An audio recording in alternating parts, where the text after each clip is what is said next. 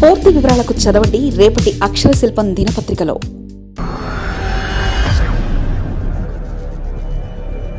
మంత్రి నారాయణ పరిస్థితి అలా. చంద్రబాబు వద్ద రైతుల చేత నారాయణ మాటలు. రాజధాని అమరావతి నిర్మాణం కత్తి మీద సామి. కరవకపోతే కప్పకు కోపం, విడవమంటే పాము కోపంలా అయింది ఆయన పరిస్థితి. మున్సిపల్ శాఖ మంత్రి నారాయణ ఈసారి మాత్రం మంత్రి పదవిలో ఉండి ఇబ్బందులు పడుతున్నారు. ఇటు ప్రభుత్వ అధినేత చంద్రబాబు వద్ద, ఇటు రాజధాని రైతుల వద్ద నారాయణ విలన్గా మారుతున్నారు. నారాయణ నిర్ణయాలు కాకపోయినా క్షేత్రస్థాయిలో అమలు చేసేది, ప్రజలతో మాట్లాడేది ఆయనే కావడంతో మంత్రి నారాయణకు అటు ఇటు రెండు వైపులా ఇబ్బందులు తప్పడం లేదు. రాజధాని అమరావతి పనులు వేగంగా చేయాలని ప్రభుత్వం నిర్ణయించింది. ఈ మేరకు 1,00,000 కోట్ల రూపాయల వరకు అప్పులు తెచ్చి మరీ పనులను ఆహ్వానించింది.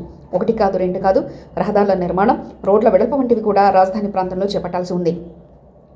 పనులు వేగంగా జరగడం లేదని చంద్రబాబు నాయుడు ఎప్పటికప్పుడు నారాయణకు అక్షింతలు వేస్తున్నారు. పనులను నిరంతరం పరిశీలిస్తున్నప్పటికీ పనులు చేపట్టడంలో వేగం పెరగకపోవడానికి మంత్రి నారాయణ కాకపోవచ్చు.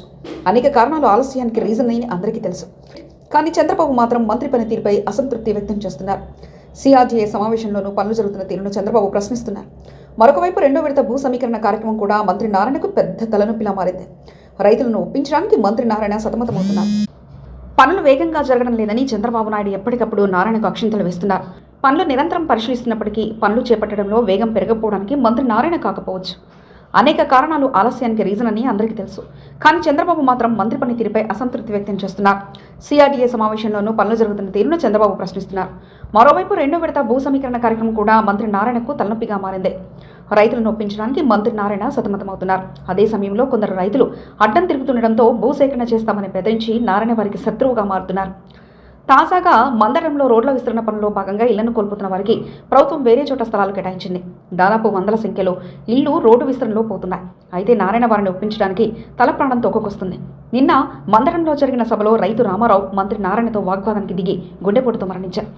మరొకవైపు తమకు వరద నీరు, చెరువు ప్రాంతాల్లో ఇళ్ల స్థలాలు ఇచ్చారని, అక్కడ తాము ఎలా ఉండగలగమని చాలా మంది ఇల్లు కోల్పోయిన వారు ప్రశ్నిస్తున్నారు. దీంతో కరవపోతే కప్పకు కోపం, విడవమంటే పాము కోపంలా మంత్రి నారాయణ పరిస్థితి తయారైందన్న కామెంట్స్ వినపడుతున్నాయి. ఇటు చంద్రబాబు వద్ద, అటు రైతుల చేత నారాయణ మాటలు పడుతూ అవస్థలు పడుతున్నారు. మరిన్ని కథనాల కోసం సబ్స్క్రైబ్ చేసుకోండి మీ అక్షర శిల్పం.